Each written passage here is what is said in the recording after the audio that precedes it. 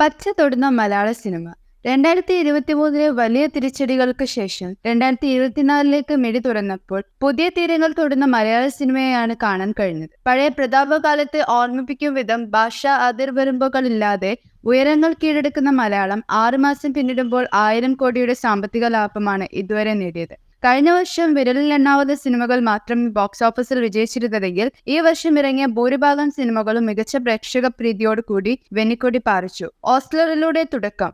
ഇത്തവണ ജനുവരിയിൽ തന്നെ മലയാള സിനിമ ട്രാക്കിലായി. വർഷങ്ങൾക്ക് ശേഷം മലയാളത്തിലേക്ക് തിരിച്ചുവന്ന ജയറാം എബ്രഹാം ഓസ്ലറിലൂടെ ആദ്യ ഹിറ്റ് സമ്മാനിച്ചു. ഡോക്ടർ രൺധീർ കൃഷ്ണന്റെ രചനയിൽ മിഥുൻ മാനുവൽ തോമസ് സംവിധാനം ചെയ്ത ചിത്രം ശരാശരി അഭിപ്രായങ്ങളാണ് നേടിയെടുത്തതെങ്കിലും സാമ്പത്തികമായി വിജയമായി.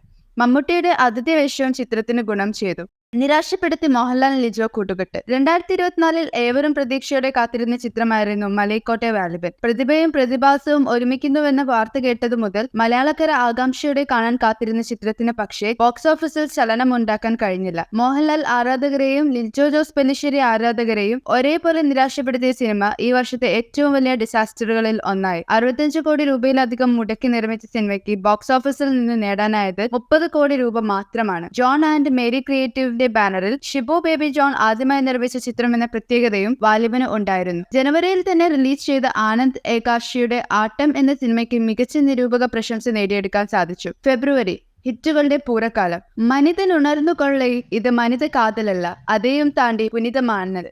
അതെ, മലയാളികളെ മാത്രമല്ല മറ്റു ഭാഷക്കാരെയും ദേശക്കാരെയും താണ്ടി പാൻ ഇന്ത്യൻ ലെവലിലേക്ക് മലയാള സിനിമ കാലെടുത്തു വെച്ചത് ഫെബ്രുവരിയിലാണ്. ആദ്യം എത്തിയത് ക്ലാഷ് റിലീസുകളായ അന്വേഷിപ്പിൻ കണ്ടെത്തും, പ്രേമലു സിനിമകൾ. ടൊവിനോയെ നായകനാക്കി ഡാർവിൻ കുര്യാക്കോസ് അണിയിച്ചൊരുക്കിയ ക്രൈം ത്രില്ലർ ചിത്രം മികച്ച അഭിപ്രായം നേടുകയും ശരാശരി വിജയം സ്വന്തമാക്കുകയും ചെയ്തു. 8 കോടി ബജറ്റിൽ നിർമ്മിച്ച ചിത്രം 40 കോടി നേടി. ഗിരീഷ് ഏടിയുടെ സംവിധാനത്തിൽ റൊമാൻറ്റിക് കോമഡി ജോണറിൽ എത്തിയ പ്രേമലു യുവ പ്രേക്ഷകർ ഏറ്റെടുത്തു. നെസ്ലിനും മമിതയും മുഖ്യ കഥാപാത്രങ്ങളിൽ എത്തിയ ചിത്രം കേരളം കടന്ന് തെലുങ്കിലും മൊഴിമാറി എത്തുകയും സൂപ്പർ ഹിറ്റ് ആവുകയും ചെയ്തു. വെറും 3 കോടി ബജറ്റിലൊരുക്കിയ ചിത്രം 136 കോടിയാണ് കളക്ട് ചെയ്തത്. ചിത്രത്തിന്റെ 2ാം ഭാഗവും സംവിധായകൻ പ്രഖ്യാപിച്ചിട്ടുണ്ട്. ഫെബ്രുവരി 15-ന് പ്രേക്ഷകർക്ക് മുന്നിലെത്തിയ ഭ്രമയുഗം തീർത്തും ഭ്രമിപ്പിച്ചു. വർഷങ്ങൾക്ക് ശേഷം ബ്ലാക്ക് ആൻഡ് വൈറ്റിൽ അണിയിച്ചൊരുക്കിയ ചിത്രം പ്ലോട്ട് കൊണ്ടും അവതരണ രീതി കൊണ്ടും പ്രേക്ഷകന് പുതുമ സമ്മാനിച്ചു. രാഹുൽ സദാശിവൻ അണിയിച്ചൊരുക്കിയ ചിത്രത്തിൽ മമ്മൂട്ടിയുടെ ക്ലാസിക് പ്രകടനമാണ് കാണാൻ കഴിഞ്ഞത്. മമ്മൂട്ടിക്കൊപ്പം അർജുൻ അശോകനും സിദ്ധാർത്ഥ് ഭരതനും കയ്യടി നേടി. 27 കോടി രൂപയ്ക്ക് നിർമ്മിച്ച പടം 85 കോടി രൂപയോളം നേടി. ഫെബ്രുവരി 22-ന് റിലീസ് ചെയ്ത മഞ്ഞുമൽ ബോയ്സ് മലയാള സിനിമയിൽ അന്നുവരെ ഉണ്ടായിരുന്ന എല്ലാ റെക്കോർഡുകളും തച്ചുടച്ചു.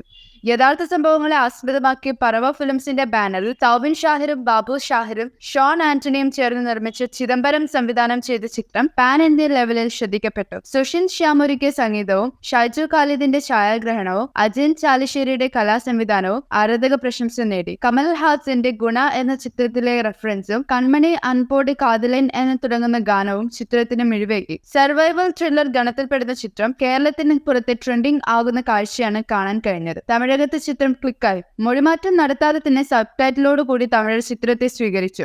ഗുണയുടെ അണിയറ പ്രവർത്തകരും സാക്ഷാൽ കമൽ ഹാസനും മഞ്ഞുമൽ ബോയ്സ് ടീമിനെ കാണുകയും സംവദിക്കുകയും ചെയ്തു. 20 കോടി മുതൽക്കിൽ എത്തിയ ചിത്രം ബോക്സ് ഓഫീസിൽ നിന്ന് 242 കോടി നേടുകയും മലയാളത്തിലെ ഇൻഡസ്ട്രി ഹിറ്റ് ആവുകയും ചെയ്തു. മാർച്ച് തുടരുന്ന വിജയം. മാർച്ച് 15-ന് തിയേറ്ററുകളിലെത്തിയ അഞ്ചര കള്ളക്കോക്കൻ ബോക്സ് ഓഫീസിൽ വലിയ നേട്ടം ഉണ്ടാക്കിയില്ലെങ്കിലും നിരൂപക പ്രശംസ പിടിച്ചുപറ്റി. സംവിധാന മികവ് എടുത്തു പറയേണ്ടത് തന്നെയാണ്. മാർച്ചിലെ ഏറ്റവും വലിയ റിലീസ് വർഷങ്ങളുടെ കാത്തിരിപ്പിന് ശേഷം തിയേറ്ററുകളിലെത്തിയ ആടുജീവിതം തന്നെയായിരുന്നു. ബ്ലെസ്സിയുടെ ത്യാഗവും പൃഥ്വിരാജിന്റെ സമർപ്പണവും വെറുതെയായില്ല. നോവലിനോട് ഏറെക്കുറെ കൂറ പുലർത്തിയ ആടുജീവിതം മലയാള സിനിമയിലെ ക്ലാസിക്കുകളിലേക്കാണ് ചേക്കേറിയത്. ചിത്രം സാമ്പത്തികമായും വലിയ വിജയമായിരുന്നു. 14 വർഷം കൊണ്ടാണ് ചിത്രം പൂർത്തീകരിച്ചത്. നജീബായി എത്തിയ പൃഥ്വിരാജ് കഥാപാത്രത്തോട് 101% കൂറ് പുലർത്തി. അദ്ദേഹത്തിന്റെ ബോഡി ട്രാൻസ്ഫോർമേഷനും മാനസിക വ്യതിചലനങ്ങളും എല്ലാം പ്രേക്ഷകനുമായി വളരെയധികം കണക്റ്റായി. വിട്ടുവീഴ്ചയ്ക്ക് തയ്യാറാകാത്ത സംവിധായകൻ മരുഭൂമിയിലെ മരീചികയെ ഒരിക്കൽ കൂടി മലയാളി മനസ്സിലേക്ക് പ്രതിഷ്ഠിച്ചു. റഹ്മാന്റെ സംഗീതം ചിത്രത്തിന് മുതൽക്കൂട്ടായി. റഹ്മാനെ പെരിയോനെ എന്ന് തുടങ്ങുന്ന റഫീഖ് അഹമ്മദിന്റെ രചനയിൽ പിറന്ന ഗാനം ട്രെൻഡിംഗ് ലിസ്റ്റിൽ ഇടം നേടി. ഹക്കീമുമായി എത്തിയ ഗോകുലം മികച്ച പ്രകടനമാണ് പുറത്തെടുത്തത്. 82 കോടി മുതൽ മുടക്കിൽ നിർമ്മിച്ച ചിത്രം 160 കോടി രൂപ തിയേറ്ററിൽ നിന്നും നേടി. ആവേശമായി ഏപ്രിൽ. പെരുന്നാൾ വിഷു റിലീസുകളായ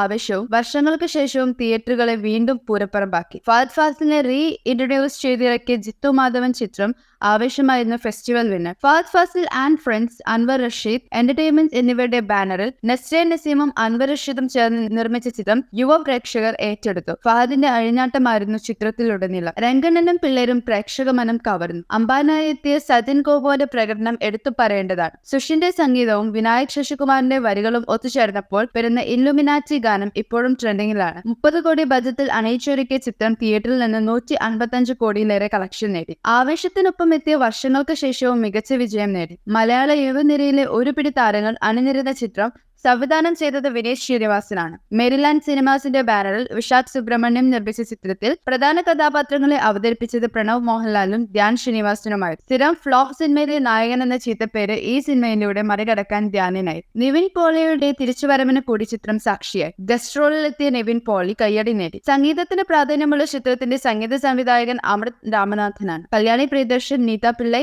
അജു വർഗീസ്, നീരജ് മാധവ്, ബേസിൽ ജോസഫ്, ഷാൻ റഹ്മാൻ ഉൾപ്പെടെ നീണ്ട നിര തന്നെ ചിത്രത്തിലുണ്ട്. 30 കോടി ബജറ്റിൽ ഇറങ്ങിയ ചിത്രം 80 കോടിയോളം നേടി. ഹിറ്റുകൾ തുടർന്ന് മെയ് മാസത്തിൽ ഇറങ്ങിയ 4 സിനിമകൾ തിയേറ്ററുകളിൽ നിന്ന് പണം വാരി. പൃഥ്വിരാജ് പ്രൊഡക്ഷൻസിന്റെ ബാനറിൽ വിപിൻ ദാസ് സംവിധാനം ചെയ്ത ഗുരുവായൂർ അമ്പലനടയിലും സഞ്ജു ഉണ്ണിത്താൻ നിർമ്മിച്ച് വിനോദ് ലീല സംവിധാനം ചെയ്ത മന്ദാകിനിയും കുടുംബ പ്രേക്ഷകർ ഏറ്റെടുത്തു. 2 സിനിമയിലും കല്യാണത്തിന്റെ പശ്ചാത്തലത്തിലാണ് അണിയിച്ചൊരുക്കിയത്. സ്ത്രീ കഥാപാത്രങ്ങൾ മലയാളത്തിൽ കുറയുന്നുവെന്ന വിമർശനത്തിന് ആക്ഷേപമാണ് ഈ 2 ചിത്രങ്ങളും. അമ്പലനടയിൽ പൃഥ്വിരാജ്, ബേസിൽ, നിഖില വിമൽ, അനശ്വര രാജൻ എന്നിവരാണ് പ്രധാന കഥാപാത്രങ്ങളെ അവതരിപ്പിച്ചത്. മന്ദാകിനിയിൽ അനാർക്കലിയും അൽത്താഫും പ്രധാന വേഷങ്ങളിലെത്തി. 2 ചിത്രവും കോമഡിയുടെ പശ്ചാത്തലത്തിലാണ് എത്തിയത്. 40 കോടി ബജറ്റിലെത്തിയ അമ്പലനടയിൽ 90 കോടിയിലേറെ കളക്ഷൻ നേടി. അതേസമയം കുറഞ്ഞ ബജറ്റിലെത്തിയ മന്ദാകിനി ഇപ്പോഴും തിയേറ്റർ വിട്ടിട്ടില്ല.